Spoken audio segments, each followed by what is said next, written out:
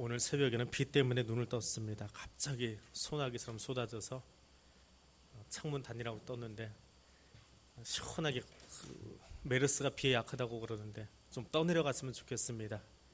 하나님께서 이 땅에 건강도 회복시켜 주시고 두려움도 비로 인해서 싹 떠내려가는 귀한 역사이기를 원합니다. 걸그룹 가운데에 카라라고 하는 걸그룹이 하나 있습니다. 혹시 아십니까? 몰라도 상관은 없습니다. 2007년에 데뷔한 소녀 그룹인데 이 카라라고 하는 이 말은 그리스어입니다. 헬라어입니다. 오늘 성경 본문이 헬라어로 이렇게 되어 있습니다. 호데 카르포스트 푸니마토 세스틴 아가페 카라 에이레네 마가르두미아 크레스토데스 아가도시네 피스티스. 이게 오늘 본문입니다. 무슨 말인지는 모르지만 성경 본문이 그렇게 쓰여 있구나 하실 거고, 조금 귀 기울여 들으신 분은 저기에 카라가 있구나 하실 거고, 조금 더 센스 있는 분은 카라가 뭐예요? 카라가 희락이에요. 오늘 성경 설교 제목이지요.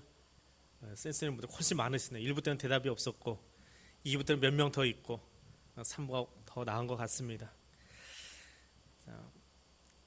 카라 걸그룹 이름이긴 한데 자기들은 다른 뜻이라고 합니다. 그런데 성경에는, 한글 성경은 대부분이 다 희락이라고 하는 한자어로 번역을 해놨습니다. 그리고 영어 성경의 대부분은 이 카라를 joy라고 번역을 해놓았습니다. 이 말은 만나거나 혹은 헤어질 때 쓰는 인사말과 같은 단어라고 합니다.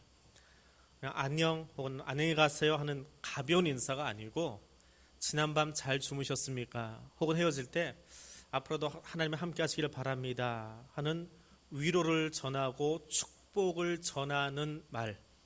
그래서 그냥 안녕하는 가벼운 인사말이 아니고 조금 더 깊이 있는 평안을 전하는 말이 카라라고 하는 명사입니다.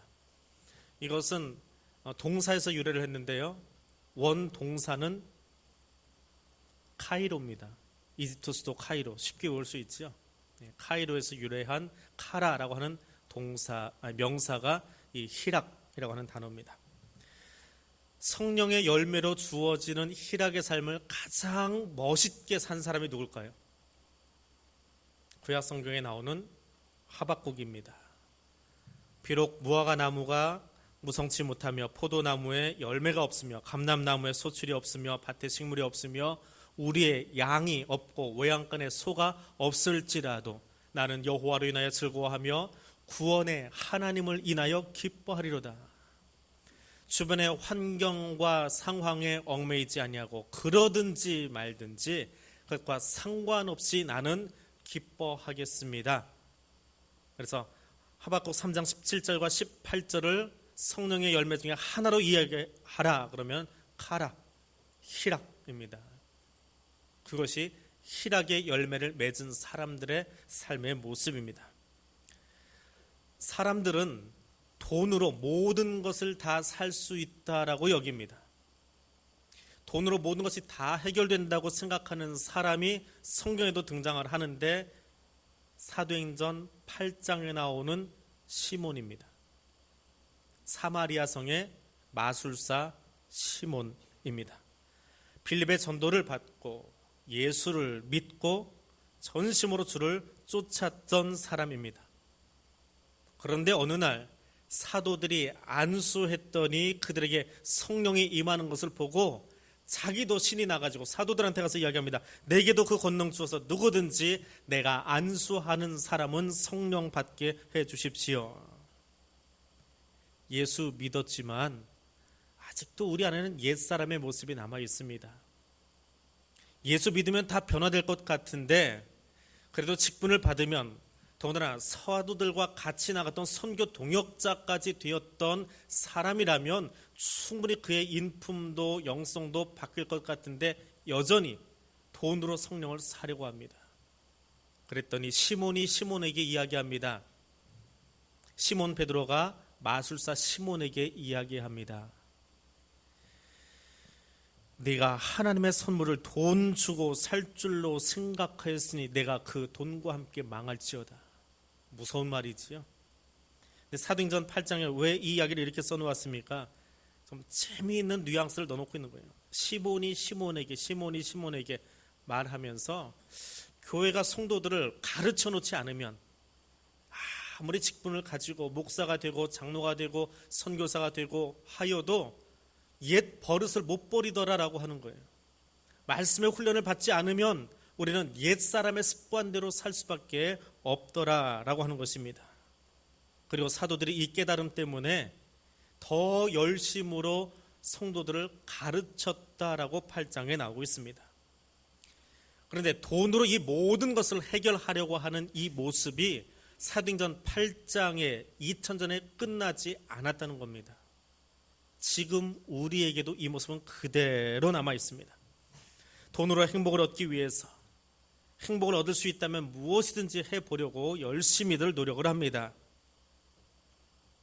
과학자들도 의료계 종사자들도 여기에 관심을 두었습니다. 어떻게 하면 내 안에 올라오는 그 불안함 혹은 그 우울함, 슬픔들, 이것들을 다 밀어내고 기쁘게 살 수 있을까? 그래서 인생을 행복하게 해주는 3가지의 약이 있답니다. 그걸 해피메이커 개선제, 해피메이커라고 별칭을 붙여놓았는데 삼총사입니다. 하나는 탈모증 치료제인 프로페시아, 머리 없으신 분들은 아는 약입니다.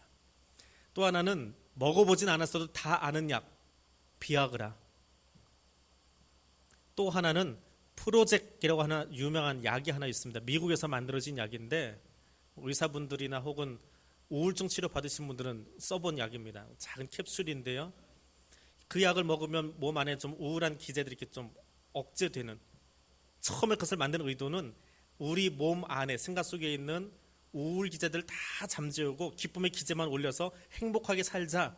그래서 해피메이커예요. 근데 이 약이 1998년 한 해 동안에 얼마치가 팔렸을까요? 이 프로젝트 하나만. 요만한 캡슐이라고 그러던데 한 해 매출액이 25조 원이랍니다. 전 세계에 이 약 쓰지 않은 사람이 없을 정도로. 영국 왕실에도 들어가 있고요. 미국의 대통령 부인도 이 약을 썼고요. 많은 사람들이 이 약으로 내 삶을 좀 고쳐보겠다, 좀 치료받아 보겠다라고 생각을 합니다. 그런데 환경이 가져다주는 쾌락은 영원하지 않습니다. 주님이 나와 함께 하시지 않으면 우리는 영원한 행복을 누릴 수 없습니다. 하나님 우리에게 어떤 행복을 주실까요? 신방을 갔다가 어느 권사님에게서 이런 이야기를 들었습니다. 최근에 건강검진 받으시면서 몸 안에 작은 종양들 발견하시고 치료받으신 분들이 참 많이 있습니다. 또 우연히 받았다가 암을 발견해서 치료하신 분들도 좀 있고요. 건강검진 꼭 받으십시오. 예, 귀찮다 하지 마시고 2년에 한 번씩 오는 것 꼬박꼬박 받으십시오.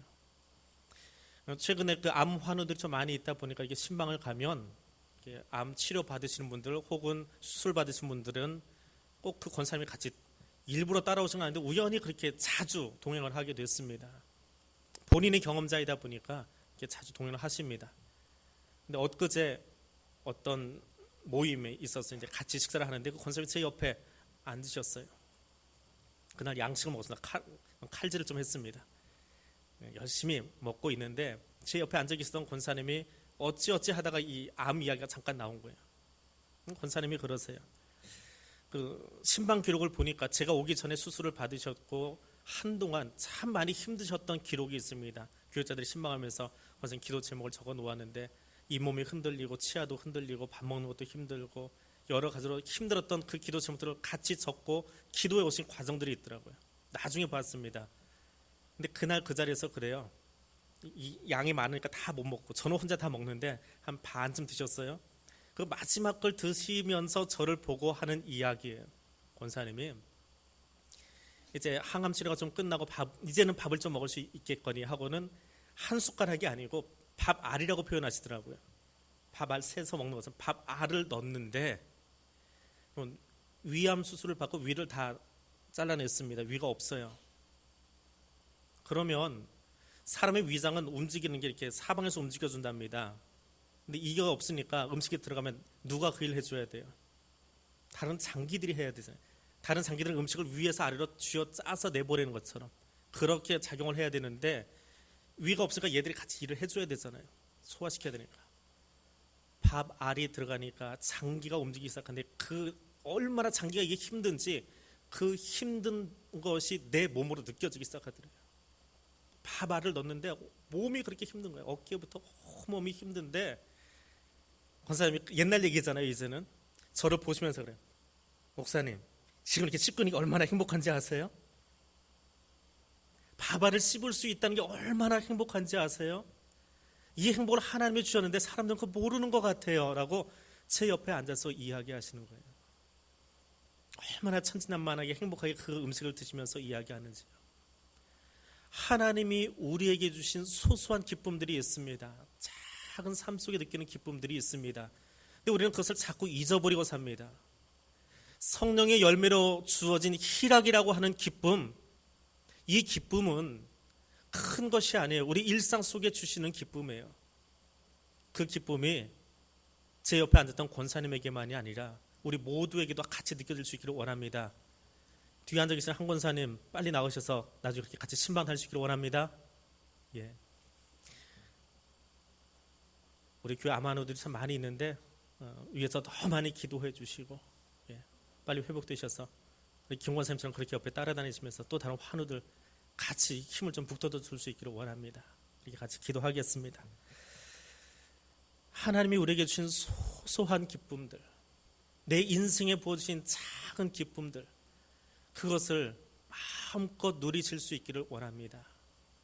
큰 것 바라지 마시고 내게 오늘 이 아침에 준 이 빗방울 소리가 얼마나 행복한 소리인지, 그 빗방울에 세균이 끌려 내려가고 그 빗방울에 풀잎들이 노래하는 소리를 들을 수 있는, 그 소리가 더 크게 들릴 수 있는 그런 삶의 행복을 누릴 수 있기를 원합니다.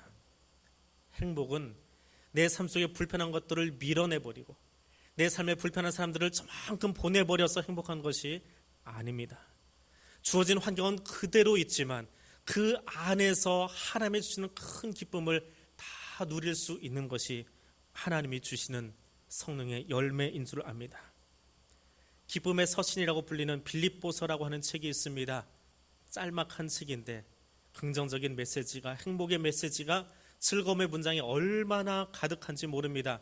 그 책 안에만 기쁨이라는 단어가 얼마나 많이 쓰여 있는지 몰라요. 이 빌립보라는 동네가 얼마나 소중한 동네입니까? 사도 바울이 전도 여행을 나갔다가 유럽에 선교를 하기 위해서 제일 먼저 세운 교회가 빌립보 교회예요. 교회 역사 속에서 예루살렘에 머물던 교회의 복음의 그 메시지가 유럽으로 나가기 위한 제일 첫 번째 교두보가 빌립보였습니다. 근데 그 빌립보 교회가 어떻게 세워졌습니까? 사도 바울이 거기 갔다가 한 귀신 들린 여자를 만납니다. 그리고 그 귀신을 쫓아주었어요. 그랬더니 사람들이 바울을 잡아다가 매로 때리고 감옥에다 가둬버립니다. 돈 못 벌게 했다고.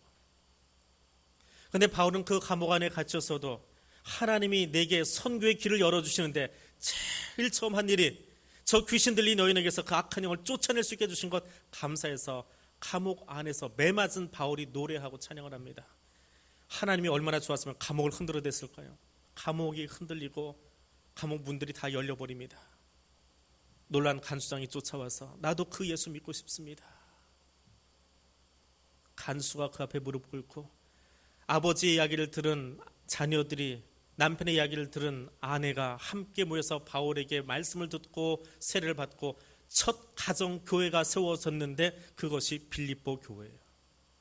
그리고 그 교회가 예수의 복음이 유럽으로 나가도록 길을 놓는 첫 번째 전초 기지가 되었던 것입니다. 환경이 바뀌지 않았습니다. 여전히 바울을 죽이려고 하는 수많은 사람들이 그 옆에 있지만 그럼에도 불구하고 내게 주신 이 은혜가 좋아서, 내게 이 은혜 주신 것이 감사해서 노래할 수 있는 것, 그것이 기쁨입니다. 조건이 갖춰져서 기쁜 것 아닙니다. 하나님께서 일하심을 알기에 기뻐하는 것입니다. 많이 가져서 기뻐하는 것이 아닙니다. 가난하지만 감사할 이유가 있기 때문에 노래할 수 있습니다. 성령은 그 기쁨을 누리도록 오늘도 우리를 돕고 계십니다. 그 하나님의 위로와 기쁨이 희락이 여러분의 삶의 자리에 가득하시기를 기도드립니다. 한 주간을 지나면서 희락이라고 하는 이 주제를 화요일쯤 머릿속에 떠올립니다. 그리고 이걸 어떻게 풀어볼까? 성경에 희락이라고 하는 이 단어, 카라라고 하는 단어를 찾아보니까 신약 성경에만 한 70여 회 나옵니다. 조금 변형된 것까지 찾으니까 한 150회 나오고요. 구약까지 읽으니까 구절이 얼마나 많은지요. 한 번씩 그냥 읽어보기만 했습니다. 참 행복한 메시지들. 근데 하나님이 허락하시지 않으시면 절대로 누릴 수 없는 것이 또 희락의 삶이더라고요. 그런데 수요일을 지나고 목요일을 지나고 금요일을 지나면서 신문을 보고 뉴스를 보면 대한민국이 정말 기쁜 나라일까? 이렇게 걱정할 일들이 많은가? 특별히 메르스 이 작은 병균이 얼마나 대한민국을 힘들게 하고 있는지 그 이야기를 들으니까 언급을 안 할 수도 없고 하자니 맨날 똑같은 이야기 할 것 같고 뭐 그런 생각이 들면서 메르스를 어떻게 생각을 해야 되나? 하나님이 왜 하필이면 이 땅에 좋은 것으로 갖다 준 게 아니고 이 병균을 갖다 주셨을까라는 생각을 해보았습니다. 감염자 숫자나 대응 방식은 언론 플레이 잘하는 기자들이 있으니까 신문 보고 여러분 챙기십시오. 잘 대응했는지 못했는지 그 논객들이 이야기하니까 거기서 챙기십시오. 제가 할 이야기는 아닌 것 같습니다. 뭐 유래가 어떻게 되는지 뭐 사전 뒤지면 금방 나옵니다. 그것도 거기서 보십시오. 우리가 하나님 안에서 이 이야기를 이 일을 다시 한번 자세히 한번 생각해 볼 수 있기를 원합니다. 하나님이 무엇을 원하고 계실까요? 아메리카 대륙에 청교도들이 처음 건너가서 그것에 인디안들을 몰아내기 시작합니다. 그들의 땅을 빼앗고 몰아냈습니다. 지금은 회개하는 마음으로 그들의 보호 거주지를 따로 만들어 놓았지만 초창기에는 전쟁을 얼마나 심하게 했는지 모릅니다. 아주 잔인한 전쟁을 벌였습니다. 근데 잔인하다 나중에는 전염병까지 가져가서 퍼뜨려 버렸습니다. 전쟁 중에 유럽의 콜레라에 걸린 사람들이 닦았던 수건을 가져다가 걔들한테 선물로 줘서 얼굴 닦게 했습니다. 그 잔인한 일을 유럽인들이 행했습니다. 소위 저 선진국의 사람들이요. 그때는 배를 타고 그것이 건너가서 아메리카 대륙에 한 번도 경험해보지 못했던 그 콜레라 혹은 홍역 그런 전염병들을 경험해보지 않았으니까 항치가 없잖아요. 얼마나 순식간에 인디안들이 전멸했는지 모릅니다. 지금은요. 비행기가 오고 갑니다. 아프리카 대륙에서 여기 얼마나 빠르게 옵니까? 중동 어제 오늘 다녀오신 분들도 있을 거예요. 얼마나 많이 왔다 갔다 합니까? 어디에 묻어서 어떻게 오는지 전 세계가 지구촌인 이상 우리가 가로막을 수 있는 방법은 사실 없습니다. 하나님이 왜 그 병균을 누군가에게 붙여서 여기까지 갖다 놓으셨을까요? 2014년 작년입니다. 에볼라가 창궐했습니다. 서아프리카 5개국에서 시작했던 에볼라가 미국까지 밀고 들어갑니다. 아주 빠른 속도로 비행기 타고 갔겠지요. 근데 시에라리온이라고 하는 국가의 의사와 과학자들이 우리가 모르는 병균은 아니고 분명히 이 땅에 있었던 것인데 왜 우리가 이 병균을 몰랐을까 좀 찾아보자. 27명의 의사와 과학자들이 에볼라에 걸린 사람들을 찾아갔답니다. 그리고 그들의 혈액을 채취합니다. 근데 그들의 기술로는 찾아낼 수 없는 거 이게 어디서 나온 것일까? 그래서 그 병균을 반쯤 죽여서 세계 유수한 연구소들로 보내줍니다. 좀 찾아달라고. 그랬더니 없던 것이 아니고 원래 아프리카에 있던 것이 변종이 되어서 나타난 게 에볼라라는 거예요. 근데 그들의 수고 때문에 에볼라에 대한 치료 방법이 아주 빠르게 찾아졌습니다. 그리고 무섭기도 무서웠지만 많은 사람이 죽긴 했지만 아주 빠르게 약을 만들어낼 수 있었다고 합니다. 그 와중에 우리는 기억하지 못합니다. 미국 대통령이 에볼라에서 나온 간호사 끌어안은 것만 신문 기사가 되었지요. 그것 때문에 거기 갔던 27명 중에 5명은 환자와 요즘 말로 하면 밀착 접촉이라고 그러나요? 밀접 접촉이라고 그러나요? 그래서 5명은 죽었습니다. 그리고 금년 초에는 미국에서 만들어진 그 에볼라 치료제를 우리는 돈이 있으니까 사지만 돈이 없어서 쓰지 못하는 사람들에게 나누어 주고 싶다고 한 단체가 나서서 비행기에 싣고 거기 의사들이 같이 탑승하고 가다가 미사일에 맞아서 여객기 하나 떨어진 사건이 있지요. 몇 달 전의 일입니다. 그 길을 가로막아 버리는 우연치 않은 일들도 벌어졌었습니다. 그런 기사들을, 그런 역사들을 쭉 묵상하면서 금요일날 저녁쯤 이 희락의 메시지를 묵상하다가 그런 생각을 했습니다. 하나님이 왜 이 땅에 메르스를 보내실까요? 사우디의 우리로 치면 보건복지부 장관이 그렇게 이야기합니다. 한국은 우리보다 땅이 좁아서 방역하기도 쉬울 거고, 한국은 우리나라에 비해서 의료기술이 훨씬 발전한 나라인데, 그 뒷이야기는 빼겠습니다. 그 메시지가, 그 이야기가 떠오릅니다. 중동의 열악한 의료기술과 환경을 가지고는 메르스라는 질병을 치료할 수 없어서 너희가 가지고 있는 그 기술과 너희가 가지고 있는 그 지혜와 실력을 가지고 치료제를 좀 찾아내고 그것을 중동에 있는 저 열악한 사람들에게 은혜로 베풀어 주라고 하는 하나님의 사인이 아닐까 싶습니다. 동방의 예루살렘, 평양 땅, 과거만 자랑하는 교회 되지 마십시다. 한국이 선교사를 세계에서 두 번째로 많이 파송하는 그런 선교 국가다, 그거 자랑하다 끝나지 마십시다. 오늘 이 시간에 지구촌의 동쪽 끝자락에 있는 대한민국, 서울의 가장 끄트머리에 있는 대한교회에 하나님이 메시지를 주시는 것은 내가 너희만 기쁨 누리고 너희만 즐거워하는 인생을 살다가 끝나는 것이 아니라 내가 너희에게 준 은혜를 가지고 열방을 섬기는 나라로, 세계를 섬기는 나라로 세워져 가기를 원한다라고 하는 그 메시지에 귀 기울일 수 있기를 원합니다. 대한민국이 어떻게 시작되었습니까? 믿음의 세대들이, 우리 아버지 세대가 신생국가가 시작하는 그 국회 첫 마당에서 하나님, 이 나라가, 지금은 허리 잘린 이 나라가 하나 되게 하시고 하나 된 그 나라의 모습을 가지고 동북아의 평화에 기여하고 세계 열방을 섬길 수 있는 나라가 되게 해달라고 기도하며 시작한 나라가 이 나라 아닙니까? 그렇다고 한다면 오늘 내가 걸린 질병 하나 때문에 나만 가지고 안타까워하는 것이 아니라 하나님, 내게 이 병을 고칠 수 있는 힘을 주신다면 그 능력 가지고, 그 지혜 가지고 세계 열방의 평화를 위해서 우리가 쓰임받기를 원합니다라고 기도할 수 있는 그런 교회, 그런 나라 되어지기를. 그래서 하나님의 평안이, 하나님의 희락이 내 가슴 속에만 소소하게 임하는 것이 아니라 세계 열방을 해서 나눠줄 수 있는 교회와 성도가 되어질 수 있기를 소원합니다. 하나님은 오늘 이 민족을 통해서 열방의 진정한 기쁨을 안기를 원하고 계십니다. 내 나라, 내 영토에 관심이 많은 주변 국가들 보십시오.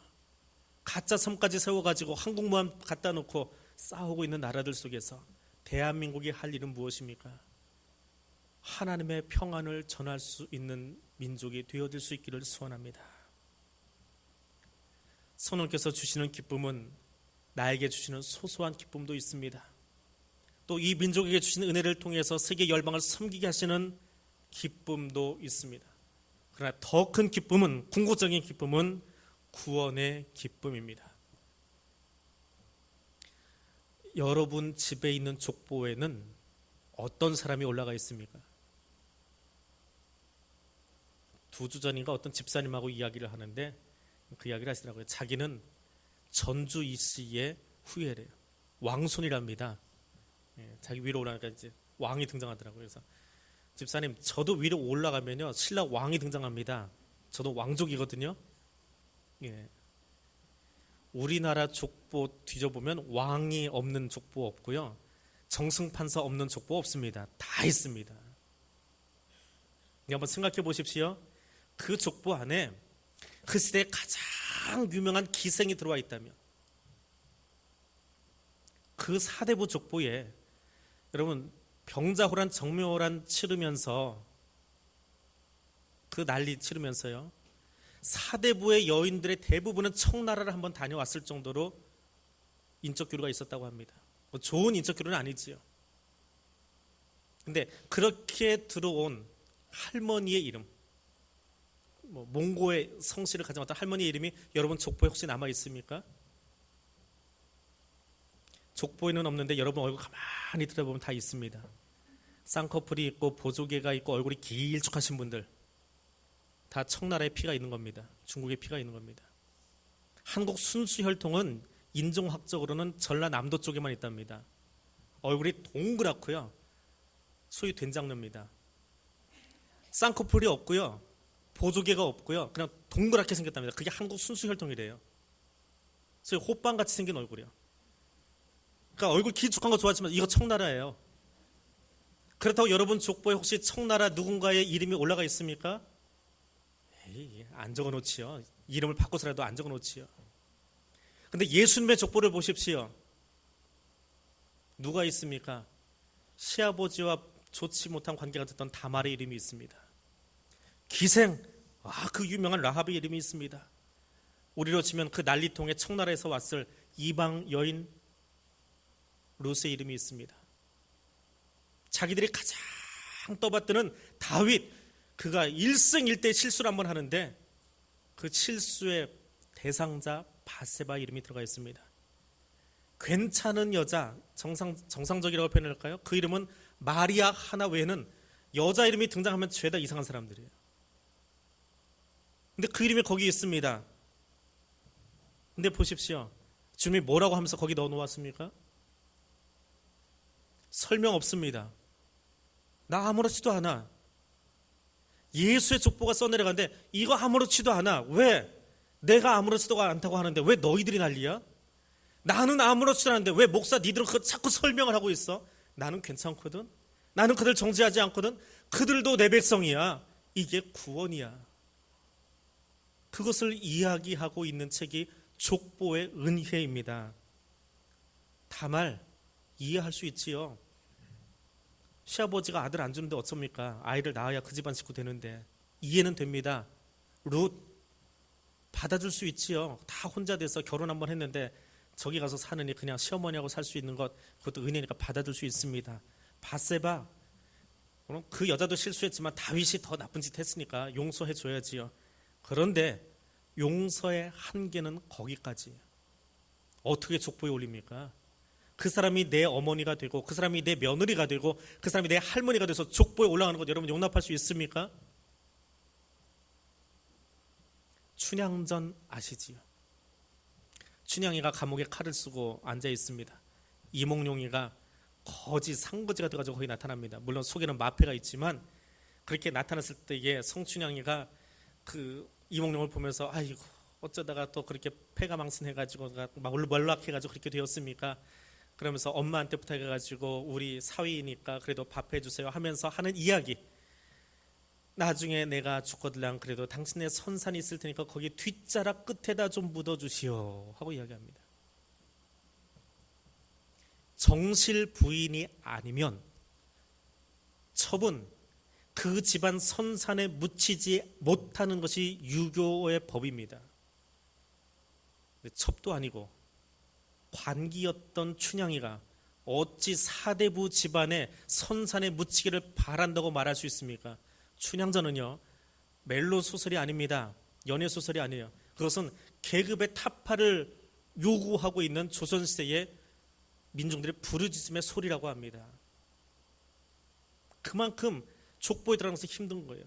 근데 하나님이 나의 이름을 거기에 올려놓고 나는 아무렇지도 않아. 나는 너희를 사랑해. 다말도 사랑하고 라합도 사랑하고 바세바도 사랑하고 룻도 사랑하고 마리아도 사랑하고 다 내 백성이야. 괜찮아. 나는 너희를 정죄하지 않아. 이것이 구원의 기쁨이에요. 바울이 이 메시지를 보면서 얼마나 즐거운지 빌립보의 성도들에게 말합니다. 기뻐하세요. 기뻐하세요. 어떻게? 주 안에서 기뻐하십시오. 엔 크리스토, 주 안에서 기뻐하십시오. 그것이 카라입니다. 그것이 희락입니다. 진정한 기쁨은 하나님이 나를 용납해 주신 그 기쁨입니다. 오늘 그 기쁨을 누릴 수 있기를 원합니다. 오늘부터 한 달 동안 한바탕 웃음으로 잔치가 시작되어집니다. 이미 잔치는 한 두어 달 전부터 구석구석에서 시작했어요. 프로그램 준비하시고 매뉴얼 짜고 춤 추는 거 준비하시고 어제는 저녁 때는 정말 교회가 시끌시끌했습니다. 지하 4층부터 지상 4층까지 방마다 서로 더 들어가 보겠다고 정말 잔치였습니다. 난리가 아니라 잔치였습니다. 여러분 그 잔치 가운데서 우리의 삶의 구석구석을 만지시고 싸매시고 우리의 소소한 일상들의 기쁨을 주시는 그 하나님 만나시는 시간 될 수 있기를 원합니다. 그리고 그 기쁨이 오늘 우리만의 잔치, 이 강단 위에서 펼쳐지는 한 여전도의 남성교회만의 잔치가 아니라 그 기쁨을 통해서 열방을 섬길 수 있는 하나님의 백성들 되실 수 있기를 원합니다. 무엇보다 하나님이 나를 선택하셔서 하나님의 생명책에 내 이름 넣어놓으신 것 기억하시면서 이제는 누구도 빼앗아갈 수 없는 그 희락의 삶을 세상 모든 사람들에게 증거할 수 있는 그리스도의 사람들 되시기를 바랍니다. 기도하겠습니다.